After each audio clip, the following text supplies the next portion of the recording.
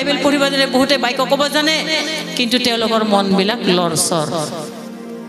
আৰু মই দেখিলোঁ নিমায়ৰ মনটো দেখি আছোঁ, মই বেয়া নাপাব দেই, মই অলপ মনোবৈজ্ঞানিক নিচিনা অলপমান ৰিচাৰ্চ কৰি চোৱা মানুহ হয়, মই ৰিচাৰ্চ কৰি চাওঁ, বেয়া নাপাওঁ, ৰিচাৰ্চ কৰোঁ আৰু দেই।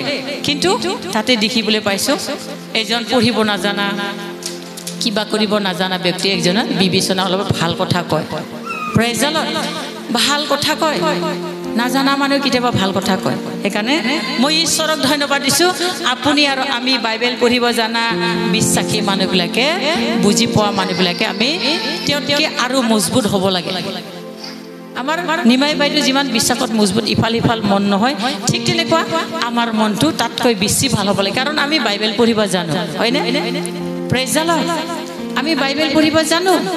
সেইকাৰণে আমি বাইবেল পঢ়িব জানো কাৰণে আমাৰ বাইবেলত কি কৈছে সেইটো আমি ভালকৈ পঢ়ি জানি বুজি মনত মজবুত কৰি বিশ্বাস কৰি ধৰি ৰাখিব লাগে। Praise the lord.